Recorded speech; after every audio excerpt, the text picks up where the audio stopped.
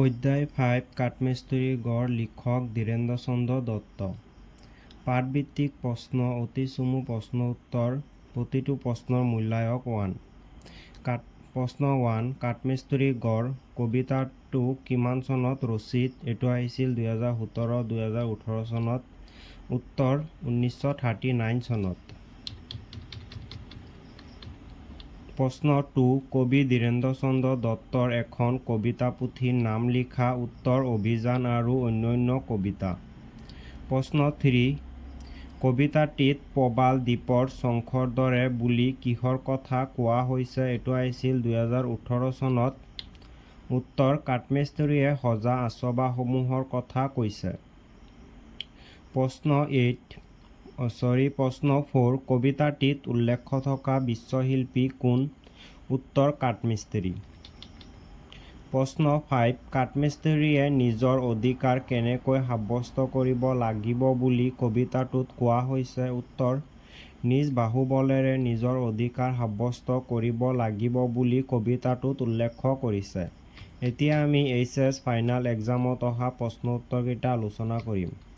প্ৰশ্ন 6 কাঠমিস্ত্ৰীৰ গড় কবিতাটো কবিৰ কোনখন সংকলনৰ পৰা লোৱা হৈছে? এইটো আহিছিল 2024 আৰু 2023 চনত। উত্তৰ অভিযান আৰু অন্যান্য কবিতা। প্ৰশ্ন 7 জাণ্ডা শব্দৰ অৰ্থ লিখা। এইটো আহিছিল 2023 চনত। উত্তৰ পতাকা। প্ৰশ্ন 8 বিশ্বশিল্পী মহাবিশ্বৰ কবিয়ে কাক বিশ্বশিল্পী বুলি অভিহিত কৰিছে? এইটো আহিছিল 2022 আৰু 2019 চনত। উত্তৰ কাঠমিস্ত্ৰীক। প্ৰশ্ন 9 কাঠমিস্ত্ৰীৰ গড় কবিতাটি প্ৰথমে ক'ত প্ৰকাশ হৈছিল? এইটো আহিছিল 2020 চনত। উত্তৰ 1939 চনত দধি মহন্তই সম্পাদনা কৰা অসম ছাত্ৰ সন্মিলনৰ মুখপত্ৰ মিলনত। প্ৰশ্ন 10 কাঠমিস্ত্ৰী সদায় ক'ত থাকিবলগীয়া হয়? এইটো আহিছিল 2015 চনত। উত্তৰ কাঠমিস্ত্ৰী সদায় আন্ধাৰত ডুব গৈ থাকিব লগা হয়। প্ৰশ্ন 11 কাঠমিস্ত্ৰীৰ গড় কবিতাটোৰ কবিজন কোন? এইটো আহিছিল 2012 চনত। উত্তৰ ধীৰেন্দ্ৰ চন্দ্ৰ দত্ত। এতিয়া আমি প্ৰি ফাইনেল এক্সামত অহা প্ৰশ্ন উত্তৰকেইটা আলোচনা কৰিম। প্ৰশ্ন 12 ধীৰেন্দ্ৰ চন্দ্ৰ দত্তৰ কাব্য সংকলনখনৰ নাম কি? উত্তৰ অভিযান। প্ৰশ্ন 13 কাঠমিস্ত্ৰীৰ গড় কোন শ্ৰেণীৰ কবিতা? উত্তৰ প্ৰগতিবাদী ধাৰাৰ কবিতা। প্ৰশ্ন 14 অভিযান কবিতা পুথিৰ ৰচক কোন? উত্তৰ ধীৰেন্দ্ৰ চন্দ্ৰ দত্ত। প্ৰশ্ন 15 ধীৰেন্দ্ৰ চন্দ্ৰ দত্তৰ 1936 চনত প্ৰকাশিত কাব্য সংকলনখনৰ নাম কি? উত্তৰ অভিযান। প্ৰশ্ন 16 সম্ব শব্দৰ অৰ্থ কি? উত্তৰ কাৰেং। এতিয়া আমি অতিৰিক্ত প্ৰশ্নকেইটা আলোচনা কৰিম। প্ৰশ্ন 17 ধীৰেন্দ্ৰ চন্দ্ৰ দত্তই কোন চনত জন্মগ্ৰহণ কৰিছিল? উত্তৰ 1910 চনত। প্ৰশ্ন 18 ধীৰেন্দ্ৰ চন্দ্ৰ দত্ত কি ৰোগত আক্ৰান্ত হৈ মৃত্যুবৰণ কৰিছিল? উত্তৰ ৰক্তক্ষয় ৰোগত। প্ৰশ্ন 19 কাঠমিস্ত্ৰীয়ে সজা আচবাব কিহৰে ভৰি থাকে? উত্তৰ প্ৰবাল দ্বীপৰ শংখৰ দৰে। এতিয়া আমি চমু প্ৰশ্ন উত্তৰকেইটা আলোচনা কৰিম। প্ৰতিটো প্ৰশ্নৰ মূল্যায়ক 2। পাঠভিত্তিক প্ৰশ্ন। প্ৰশ্ন 1 কবিতাটিত উল্লেখ থকা কাঠমিস্ত্ৰীয়ে ব্যৱহাৰ কৰা দুবিধ সঁজুলিৰ নাম লিখা। এইটো আহিছিল আমাৰ 2018 চনত। ৰান্দা বটালি কৰত। প্ৰশ্ন 2 কাঠমিস্ত্ৰীৰ গড় কবিতাটিৰ বিষয়ে নৱকান্ত বৰুৱাই কি কৈছিল? এইটোৰ উত্তৰ হ'ব কাঠমিস্ত্ৰীৰ গড় কবিতাটিৰ বিষয়ে কবি তথা সমালোচক নৱকান্ত বৰুৱাই কৈছিল মোক যদি কোনোবাই 10টা শ্ৰেষ্ঠ অসমীয়া কবিতাৰ নাম সোধে তাৰ মাজত এটা হ'ল কাঠমিস্ত্ৰীৰ গড়। এতিয়া প্ৰশ্ন 3 কাঠমিস্ত্ৰীয়ে সজা কেইবিধমান আচবাবৰ নাম লিখা। এইটো আহিছিল আমাৰ 2016 চনত। উত্তৰ কাঠমিস্ত্ৰীয়ে টেবুল চেয়াৰ আলনা আলমাৰী পালেং আদি আচবাব তৈয়াৰ কৰে। প্ৰশ্ন 4 কাঠমিস্ত্ৰীয়ে কাৰ বাবে কাম কৰে বুলি কবিতাটোত কোৱা হৈছে? এইটো আহিছিল আমাৰ 2018 চনত। উত্তৰ কবিতাটিত কবিয়ে উল্লেখ কৰিছে যে আৰাম চকীত বহি বিলাসী জীৱন কটোৱা আড্ডাবন্ত লোকসকলৰ বাবে কাঠমিস্ত্ৰীয়ে কাম কৰে বুলি কৈছে। প্ৰশ্ন 5 কবিয়ে কাঠমিস্ত্ৰীৰ লগত আৰু কাক কাক নিজৰ অধিকাৰ কাঢ়ি ল'বলৈ কৈছে? এইটোৰ উত্তৰ হ'ব কাঠমিস্ত্ৰীৰ লগতে কবিয়ে সমাজৰ সকলো শ্ৰমজীৱীৰ জীৱন কহাৰ আৰু কমাৰক নিজ নিজ অধিকাৰ কাঢ়ি ল'বলৈ কৈছে। এতিয়া আমি HS ফাইনেল এক্সামত অহা প্ৰশ্ন উত্তৰকেইটা আলোচনা কৰিম। প্ৰশ্ন 6 কাঠমিস্ত্ৰীৰ গড় কবিতাটি প্ৰথম কোন সন্মিলনৰ কোনখন মুখপত্ৰত প্ৰকাশ পাইছিল? এইটো আহিছিল আমাৰ 2024 চনত আৰু 2019 চনত। উত্তৰ কাঠমিস্ত্ৰীৰ গড় কবিতাটি প্ৰথমে প্ৰকাশ হৈছিল 1939 চনত দধি মহন্তই সম্পাদনা কৰা অসম ছাত্ৰ সন্মিলনৰ মুখপত্ৰ মিলনত। এতিয়া আমি প্ৰশ্ন 7 কাঠমিস্ত্ৰীৰ গড় কবিতাত বিলাসীৰ দলে কেনেকৈ দিন কটায় বুলি কোৱা হৈছে? এইটো আহিছিল আমাৰ 2023 চনত। উত্তৰ কাঠমিস্ত্ৰীৰ গড় কবিতাত বিলাসীৰ দলে আৰাম চকীত গা ডালি মিলনৰ বিৰহ প্ৰেমৰ সংগীত গাই দিন কটায় বুলি কোৱা হৈছে। এতিয়া আমি প্ৰশ্ন 8ত আহোঁ। কাঠমিস্ত্ৰীয়ে ৰাণ্ডাৰ হেঁচাৰে কি গছৰ কাঠক মনোহৰ ৰূপ দিয়ে? এইটো আহিছিল আমাৰ 2021, 2015 আৰু 2013 চনত। উত্তৰ কাঠমিস্ত্ৰীয়ে ৰাণ্ডাৰ হেঁচাৰে আজাৰ শিমুল শাল শিঙৰি আদি গছৰ কাঠক মনোহৰ ৰূপ দিয়ে। এতিয়া আমি প্ৰশ্ন 9ত আহোঁ। কাঠ খুলিবলৈ আৰু মিহিকৈ চুঁচৰিবলৈ কাঠমিস্ত্ৰীয়ে কি বিশেষ সঁজুলিৰ ব্যৱহাৰ কৰে?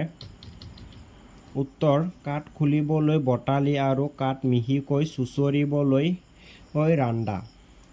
প্ৰশ্ন 10 কাঠমিস্ত্ৰীৰ জীৱনৰ অৱস্থা কেনেকুৱা? কাঠমিস্ত্ৰীৰ গড় শীৰ্ষক কবিতাটিৰ আলমত চমুকৈ বুজাই লিখা। এইটো আহিছিল আমাৰ 2017 চনত।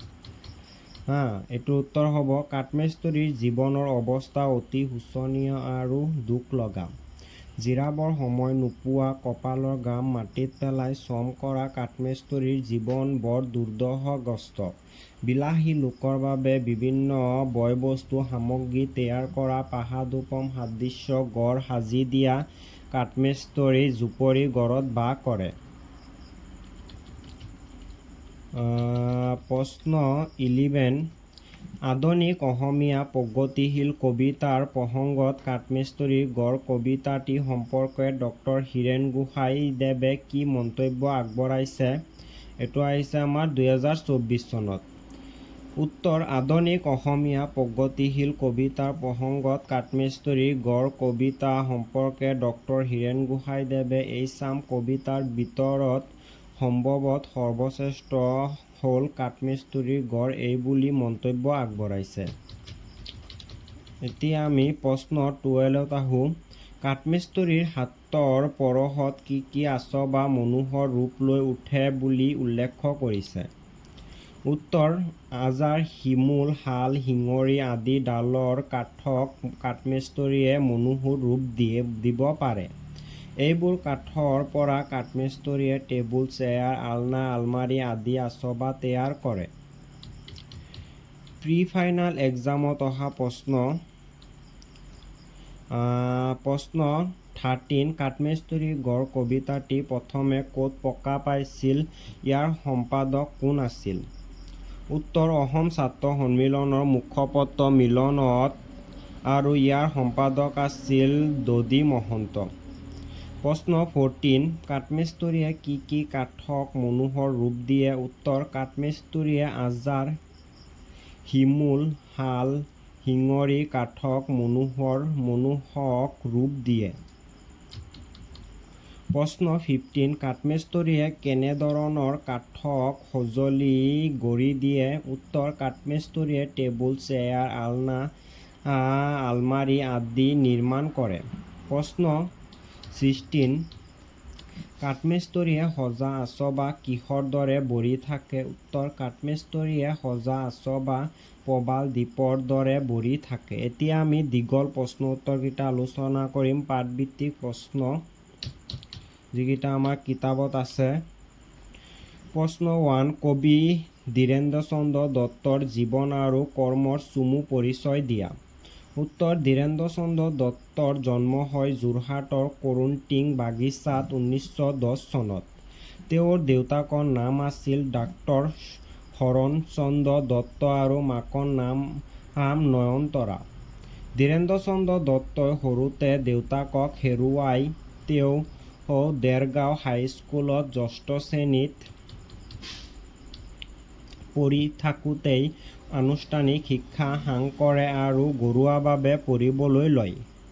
দেশ আৰু জাতিৰ প্ৰতি থকা সেৱাৰ মনোভাৱৰ বাবে এইগৰাকী কবিয়ে 1928 চনত সক্ৰিয়ভাৱে দেশৰ কামত জঁপিয়াই পৰে। সেই সময়ত ইংৰাজৰ অধীনত থকা ভাৰতবৰ্ষক স্বাধীন কৰাৰ বাবে চলি থকা আন্দোলনত যোগদান কৰি 2 বছৰৰ জেলতো থাকিবলগীয়া হয়।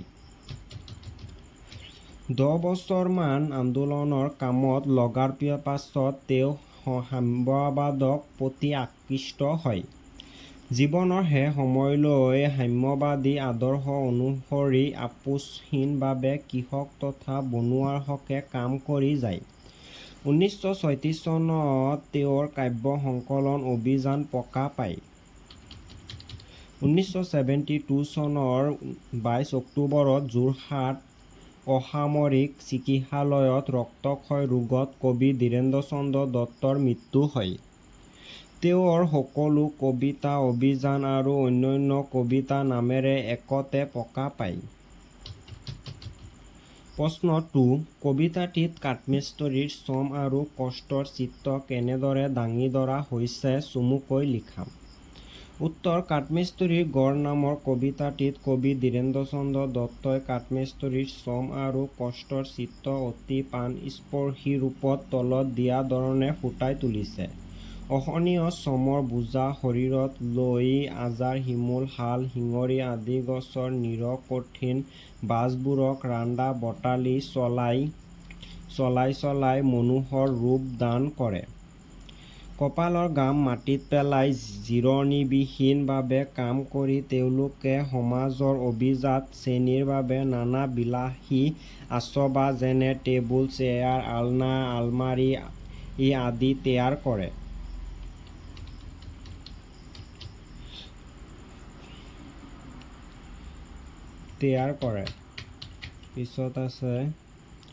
দেহৰ তেজ পানী কৰি তেওঁলোকে গঢ়ি দিয়ে আড্ডাবন্তসকলৰ বাবে মায়াপুৰী সদৃশ প্ৰমাদ।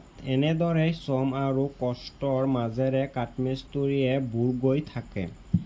প্ৰশ্ন 3: কাঠমিস্ত্ৰীক কিয় শিল্পী বুলি কোৱা হৈছে? উত্তৰ: কাঠমিস্ত্ৰীক কবিয়ে শিল্পী বুলি কৈছে। কবিতাটোত ইয়াৰ কাৰণ তলত বৰ্ণনা কৰা মতে পোৱা যায়।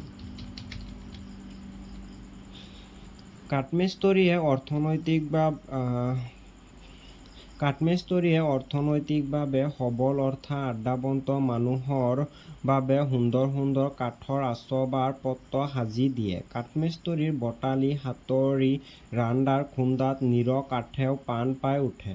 সিহঁতে আজাৰ শিমুল শাল শিঙৰি আদি কাঠৰে টেবুল চেয়াৰ আলনা আলমাৰী আদি বহুত আচবাবপত্ৰ তৈয়াৰ কৰে। সিহঁতৰ হাতৰ পৰশত যিকোনো বস্তুই সুন্দৰ হৈ উঠে। সিহঁতে আনৰ কাৰণে প্ৰাসাদোপম ঘৰ সাজে। টপাটপ কঁপালৰ ঘাম মাটিত পেলাই সিহঁতে গোটেই দিন কাম কৰি থাকে। প্ৰশ্ন 4: কাঠমিস্ত্ৰীকে ধৰি শ্ৰমজীৱীসকলে কেনেদৰে নিজৰ অধিকাৰ সাব্যস্ত কৰিব লাগিব বুলি কবিতাটোত কোৱা হৈছে? উত্তৰ: প্ৰগতিবাদী কবি ধীৰেন্দ্ৰ চন্দ্ৰ দত্তই কাঠমিস্ত্ৰীৰ ঘৰ কবিতাৰ যোগেদি কাঠমিস্ত্ৰীসকলক নিজৰ আত্মসন্মান ন্যায্য প্ৰাপ্তি আৰু অধিকাৰৰ বাবে নিজ বাহুবলেৰে অধিকাৰ সাব্যস্ত কৰিবলৈ জাপি উঠিবৰ বাবে বৈপ্লৱিক আহ্বান জনাইছে। কাঠমিস্ত্ৰীৰ কষ্টকৰ আৰু দুৰ্দশাময় জীৱনৰ বাবে কবিৰ মানসিক কাঠমিস্ত্ৰীয়ে বহু কষ্টৰে কঁপালৰ ঘাম মাটিত পেলাই স্বচ্ছল বিজ্ঞান শ্ৰেণীটোৰ বাবে টেবুল চেয়াৰ আলনা আলমাৰি আদি নিৰ্মাণ কৰে অথচ নিজৰ জীৱন শোচনীয়। শিল্পসুলভ কলা কৌশলতাৰে কাঠমিস্ত্ৰীয়ে গঢ়ি দিয়া আৰাম চকীত বহি বিলাসী শ্ৰেণীটোৱে এক উজ্জ্বল ছন্দময় সুন্দৰ জীৱন কটায়। কবি দত্তই সমাজত এই শ্ৰমিক শ্ৰেণীৰ পৰিৱৰ্তন বিচাৰি নিজ বাহুবলেৰে অধিকাৰ সাব্যস্ত কৰিবলৈ জাগি উঠিবৰ বাবে বৈপ্লৱিক আহ্বান জনাইছে। এতিয়া আমি এইচএছ ফাইনেল এক্সামত অহা প্ৰশ্নসমূহ আলোচনা কৰিম। তলৰ কবিতাৰ মূলভাৱ লিখা। প্ৰতিটো প্ৰশ্নৰ মূল্যায়ক 6। কাঠমিস্ত্ৰীৰ গড় এইটো আহিছিল আমাৰ 2024 চনত। উত্তৰ শ্ৰমজীৱী ব্যক্তিসকলৰ জীৱনৰ দুৰ্দশাৰ ছবি কাঠমিস্ত্ৰীৰ গড় কবিতাটিত প্ৰকাশ পাইছে। অসহনীয় শাৰীৰিক শ্ৰমৰ বোজালৈ কাঠমিস্ত্ৰীয়ে সমাজৰ ধনী শ্ৰেণীটোৰ বাবে নানা ধৰণৰ মনোমোহা কাঠৰ আচবাব সাজি দিয়ে। তেওঁলোকৰ চেষ্টাত নিৰহ কঠিন কাঠেও প্ৰাণ পাই উঠে। দেশৰ তেজ পানী কৰি তেওঁলোকে ধনী মানুহৰ বাবে মায়াপুৰীৰ দৰে অট্টালিকা সাজি দিয়ে। কিন্তু ইমানবোৰ কাম কৰাৰ পাছতো তেওঁলোকৰ অভাৱ দূৰ নহয়। তেওঁলোকে নিজৰ শ্ৰমৰ প্ৰকৃত মূল্য কেতিয়াও লাভ নকৰে। ফলত তেওঁলোকৰ জীৱন অন্ধকাৰত ডুব গৈ থাকে। কবিয়ে কাঠমিস্ত্ৰীকে ধৰি সমাজৰ সকলো শ্ৰমজীৱীৰ জীৱনৰ দুৰ্দশাৰ অৱসান বিচাৰিছে।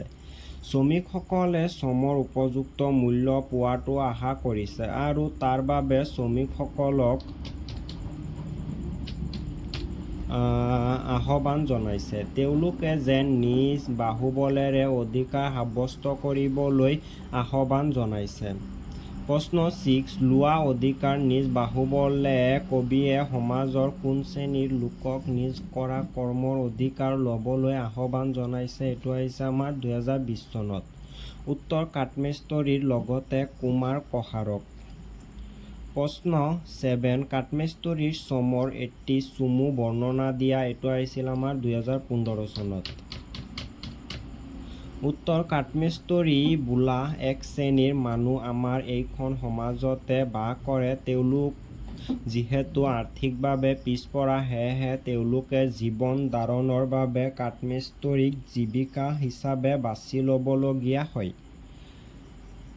কাঠমিস্ত্ৰীৰ জীৱিকাটো বৰ কঠিন। ৰান্দা-বটালি, কৰত, হাতুৰী আদিৰ সহায়ত কাঠমিস্ত্ৰীয়ে আজাৰ, শিমুল, শাল, শিঙৰি আদি বিবিধ কাঠক নব্য ৰূপ প্ৰদান কৰি টেবুল, আলমাৰি, আলনা আদি বিচিত্ৰ আচবাব মানুহৰ বাবে সাজি উলিয়ায়। স্বাভাৱিকতে এনেবোৰ আচবাব সাজি উলিওৱাৰ ক্ষেত্ৰত যথেষ্ট শ্ৰমৰ প্ৰয়োজন হয়। দিনক ৰাতি কৰি হাড় ভঙা শ্ৰম কাঠমিস্ত্ৰীয়ে কৰিব লগা হয়। কঠোৰ পৰিশ্ৰমৰ বাবে কাঠমিস্ত্ৰীৰ কঁপালৰ ঘাম মাটিত পৰাৰ উপৰিও মুখেৰে ফেনু বাহিৰ হোৱাৰো পৰিস্থিতিৰো উপশম ঘটে। এতিয়া আমি অতিৰিক্ত প্ৰশ্ন প্ৰি ফাইনেল এক্সামত অহা প্ৰশ্ন 1 কাঠমিস্ত্ৰীৰ গড় কবিতাটিৰ মাজেৰে সমাজৰ দুই বিপৰীত শ্ৰেণীৰ জীৱনৰ ছবি কেনেদৰে প্ৰকাশিত হৈছে বুজাই লিখা। উত্তৰ কাঠমিস্ত্ৰীৰ গড় কবিতাটিৰ মাজেৰে সমাজৰ দুই শ্ৰেণীৰ মানুহৰ ছবি অতি উজ্জ্বলভাৱে প্ৰকাশিত হৈছে। শ্ৰমজীৱী মানুহৰ জীৱনৰ আধাৰত ৰচিত কাঠমিস্ত্ৰীৰ গড় কবিতাটিত কাঠমিস্ত্ৰীসকল শ্ৰমিক শ্ৰেণীৰ প্ৰতিনিধি ৰূপে প্ৰতিভাত হৈছে। অসহনীয় শ্ৰমৰ বোজালৈ সমাজৰ সচ্ছল শ্ৰেণীৰ বাবে নানা ধৰণৰ মনোমোহা আৰু বিলাসী সামগ্ৰী প্ৰস্তুত কৰে। কঁপালৰ ঘাম মাটিত পেলাই আৰু বিলাসী সামগ্ৰী প্ৰস্তুত কৰে। কঁপালৰ ঘাম মাটিত পেলাই তেজক পানী কৰি সচ্ছল শ্ৰেণীক যিমান সুবিধা কৰি দিয়ে তেওঁলোকৰ পৰা কিন্তু শ্ৰমৰ উচিত মূল্য নাপায়। যাৰ কাৰণে শ্ৰমজীৱীসকলৰ জীৱনৰ অৱস্থা শোচনীয় সদায় আন্ধাৰত ডুব গৈ থাকে। ইয়াৰ বিপৰীতে সমাজত আন এক শ্ৰেণীৰ মানুহ আছে। তেওঁলোকৰ জীৱন সচ্ছলতাৰে পাৰ হয়। শ্ৰমিক শ্ৰেণীৰ কঠোৰ পৰিশ্ৰমৰ ফলসমূহ অনায়াসে আহৰণ কৰি এই শ্ৰেণীটোৱে পাহাদুপম অট্টালিকাত নানাবিধ মনোহৰ আচবাব-পাত্ৰৰে মায়াপুৰী সদৃশ পৰিৱেশত বিলাসী জীৱন পাৰ কৰে। শ্ৰমিকসকলৰ শ্ৰমৰ মৰ্যাদা বা প্ৰতিদান নিদিলেও এই শ্ৰেণীৰ মানুহখিনিক নিজকে উদাৰতাৰ প্ৰতিমূৰ্তি বুলি দেখুৱাবলৈ লোৱাৰ চেষ্টাত বৰ্বৰ নেতাৰ বাও দিয়ে। কাঠমিস্ত্ৰীৰ গড় প্ৰশ্নটো প্ৰসংগসংগতি দৰ্শাই ব্যাখ্যা কৰা। বিশ্বেৰ য'ত কৰ্মীৰ দল তেজ ডালি গড়ে পাহাত উজ্জ্বল। এইটো আহিছিল আমাৰ 2016 চনত। উত্তৰ: উক্ত কবিতাফাঁকি আমাৰ পাঠ্যপুথি সাহিত্য সৌৰভৰ অন্তৰ্গত শ্ৰী ধীৰেন্দ্ৰচন্দ্ৰ দত্ত ৰচনা কৰা কাঠমিস্ত্ৰীৰ গড় নামৰ কবিতাটিৰ পৰা তুলি দিয়া হৈছে। উক্ত কবিতাফাঁকিৰ মাজেদি কবিয়ে শ্ৰমজীৱী শ্ৰেণীটোৱে কিদৰে দুৰ্বিষহ দৰিদ্ৰ জীৱন-যাপন কৰিব লগা হয় সেই চিত্ৰ অংকন কৰিছে। বিশ্বৰ সকলো কৰ্মীদল অৰ্থাৎ কাঠমিস্ত্ৰী, বনুৱা, কমাৰ, কসাৰ শ্ৰেণীৰ লোকসকলে অসহনীয় শ্ৰমৰ বোজা মূৰত লৈ শৰীৰৰ তেজ পানী কৰি গোটেই দিন পৰিশ্ৰম কৰি সুন্দৰ বস্তু তৈয়াৰ কৰে। কিন্তু সিহঁতে সেই সুন্দৰ বস্তুবোৰ নিজে ব্যৱহাৰ কৰিব নোৱাৰে। সিহঁত চিৰদিন দুখৰ বোজা মূৰত লৈ জীৱন কটাব লগা হয়। আনহাতে সিহঁতে অশেষ শ্ৰমেৰে তৈয়াৰী বস্তু সামগ্ৰীৰ দ্বাৰা অভিজাত শ্ৰেণীটোৱে মায়াপুৰী সৃষ্টি কৰি বিলাসী জীৱন-যাপন কৰে। উক্ত কবিতাফাঁকিৰ দ্বাৰা দুখীয়া আৰু অভিজাত শ্ৰেণীৰ মাজৰ পাৰ্থক্য দেখুওৱা হৈছে। প্ৰশ্ন ৩: উঠা কুমাৰ কসাৰ মিস্ত্ৰী আণ্ডাৰ হে আহিল তোমাৰ লোৱা অধিকাৰ নিজ বাহুবলে নিজে কৰা কৰ্মৰ। কাঠমিস্ত্ৰীৰ গড় 2019 চনত আহিছিল। উত্তৰ: উক্ত কবিতাফাঁকি আমাৰ পাঠ্যপুথি সাহিত্য সৌৰভৰ অন্তৰ্গত কবি ধীৰেন্দ্ৰচন্দ্ৰ দত্তৰ দ্বাৰা ৰচিত কাঠমিস্ত্ৰীৰ গড় শীৰ্ষক কবিতাটিৰ পৰা তুলি অনা হৈছে। কবিয়ে সমাজৰ শ্ৰমিক শ্ৰেণীৰ লোকসকলৰ অৰ্থনৈতিক অৱস্থাৰ পৰিৱৰ্তনৰ বাবে নিজ বাহুবলেৰে অধিকাৰ সাব্যস্ত কৰিবলৈ আহ্বান জনাই কবিতাফাঁকিৰ অৱতাৰণা কৰিছে। অসহনীয় শ্ৰমৰ বোজা শৰীৰত লৈ শ্ৰমিক শ্ৰেণীয়ে আড্ডাবন্ত শ্ৰেণীৰ মানুহৰ সুবিধা কৰি দিয়ে যদিও শ্ৰমৰ প্ৰকৃত মৰ্যাদা বা প্ৰতিদান নাপায়। সেয়েহে কবিয়ে কসাৰ কমাৰ আদি শ্ৰমজীৱী লোকসকলৰ মনত বৈপ্লৱিক চেতনা যোগাই তুলিবলৈ চেষ্টা কৰিছে যাতে তেওঁলোকে বাহুবলেৰে নিজ কৰ্মৰ প্ৰকৃত মৰ্যাদা আৰু মানৱীয় অধিকাৰ সাব্যস্ত কৰিব পাৰে। প্ৰশ্ন ৪: টপাটপ পৰে কপালৰ ঘাম পাণ যায় নাই বিশ্ৰাম দিন নাই জিৰাবৰ। কাঠমিস্ত্ৰীৰ গড় এইটো যে আমাৰ লাষ্টত কাঠমিস্ত্ৰীৰ গড় থাকে, এইটো মানে ফাইনেলত আহে এনেকৈ বুজাই দিবৰ কাৰণে যে এইটো কাঠমিস্ত্ৰীৰ গড় কবিতাৰ পৰা তুলি দিয়া হৈছে। এই লাইনটো ব্যাখ্যাটো সেইটোৰ কাৰণে এইটো সুবিধা কৰি দিয়ে। উত্তৰ: উক্ত কবিতাফাঁকি আমাৰ পাঠ্যপুথি সাহিত্য সৌৰভৰ অন্তৰ্গত শ্ৰী ধীৰেন্দ্ৰচন্দ্ৰ দত্তদেৱে ৰচনা কৰা কাঠমিস্ত্ৰীৰ গড় নামৰ কবিতাটিৰ পৰা তুলি দিয়া হৈছে। উক্ত কবিতাফাঁকিৰ দ্বাৰা কবিয়ে কাঠমিস্ত্ৰীয়ে নিজৰ কৰ্মত কৰা পৰিশ্ৰমৰ কথা উল্লেখ কৰিছে। অসহনীয় শাৰীৰিক শ্ৰমৰ বোজা লৈ কাঠমিস্ত্ৰীয়ে সমাজৰ ধনী শ্ৰেণীটোৰ বাবে নানা ধৰণৰ মনোমোহৰ কাঠৰ আচবাব সাজি দিয়ে। এই কাম কৰিবলৈ যাওঁতে কাঠমিস্ত্ৰীৰ কপালৰ ঘাম মাটিত পেলাবলগীয়া হয় আৰু মুখেৰে ফেন বাহিৰ হয়। এই কঠোৰ পৰিশ্ৰমৰ উপযুক্ত মূল্য কাঠমিস্ত্ৰীয়ে নাপায় বুলি কবিয়ে কবিতাটিত উল্লেখ কৰিছে। উক্ত কবিতাফাঁকিৰ দ্বাৰা কবিয়ে কাঠমিস্ত্ৰীৰ হাড়ভঙা পৰিশ্ৰমৰ কথা উল্লেখ কৰিছে। প্ৰশ্ন 5 নিৰকঠিন বেঁকা-বেঁকি কাঠ বটালিৰ খুন্দাত উঠে জাত জাত ৰূপৰ জপনা মেল খাই উঠে পাই ৰূপ মনোহৰ কাঠমিস্ত্ৰীৰ গড়।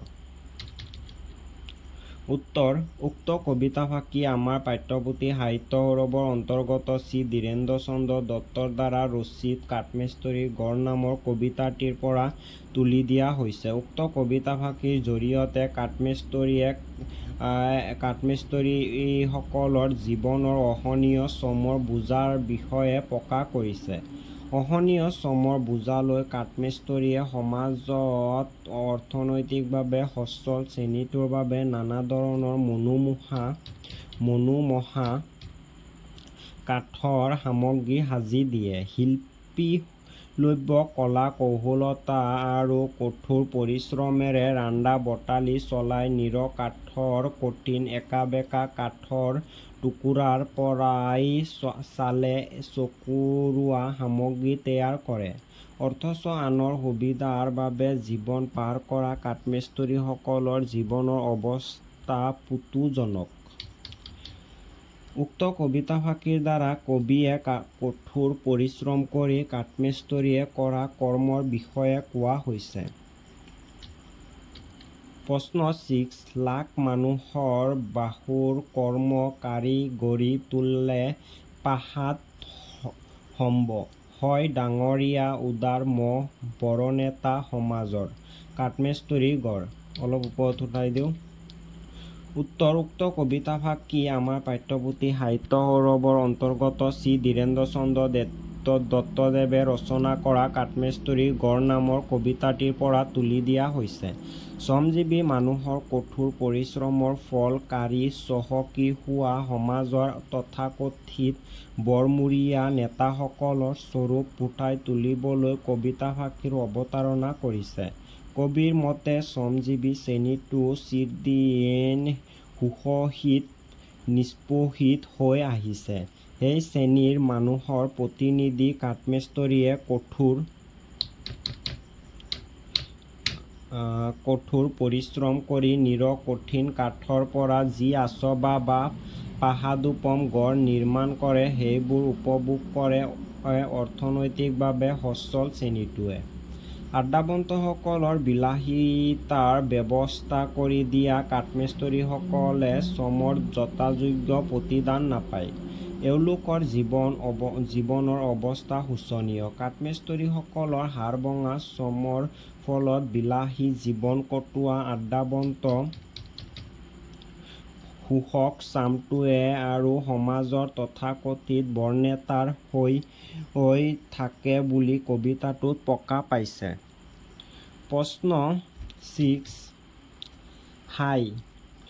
হাই হাতভাগা থাকে আন্ধাৰত বিশ্বশিল্পী মহাবিশ্বৰ কৰে হাহাকাৰ বিলয় বিকাৰ প্ৰতিদান নাই কৰ্মৰ কাঠমিস্ত্ৰীৰ গড়। উত্তৰ উক্ত কবিতাফাঁকি আমাৰ পাঠ্যপুথি সাহিত্য সৌৰভৰ অন্তৰ্গত শ্ৰী ধীৰেন্দ্ৰ চন্দ্ৰ দত্তদেৱে ৰচনা কৰা কাঠমিস্ত্ৰীৰ গড় নামৰ কবিতাটিৰ পৰা তুলি অনা হৈছে। উক্ত কবিতাফাঁকিৰ দ্বাৰা কবিয়ে কাঠমিস্ত্ৰীক শিশু শিল্পী বুলি অভিহিত কৰিছে। কাঠমিস্ত্ৰীয়ে অৰ্থনৈতিকভাৱে সবল অৰ্থাৎ আড্ডাবন্ত মানুহৰ বাবে সুন্দৰ সুন্দৰ কাঠৰ আচবাবপত্ৰ সাজি দিয়ে। কাঠমিস্ত্ৰীৰ বটালি হাতৰি ৰান্দাৰ খুন্দাত নিৰকাঠেও প্ৰাণ পায়। শিমুল শিঙৰি আদি কাঠেৰে টেবুল চেয়াৰ আলনা আলমাৰি আদি বহুত আচবাবপত্ৰ তৈয়াৰ কৰে। সিহঁতৰ হাতৰ পৰশত যিকোনো বস্তু সুন্দৰ হৈ উঠে। সিহঁতে আনৰ কাৰণে পাহাদোপম গড় সাজে। টোপাটোপে কঁপালৰ ঘাম মাটিত পেলাই সিহঁতে গোটেই দিন কাম কৰি থাকে। সেয়েহে কবিয়ে কাঠমিস্ত্ৰীক বিশ্বশিল্পী মহাবিশ্বৰ বুলি কৈছে। উক্ত কবিতাফাঁকিৰ দ্বাৰা কবিয়ে কাঠমিস্ত্ৰীক মহাবিশ্বৰ মহাশিল্পী বুলি কৈছে। এতিয়া আমাৰ এণ্ড হৈ গ'ল। যদি কিবা ডাউট থাকে কমেণ্টত ক'ব পাৰা।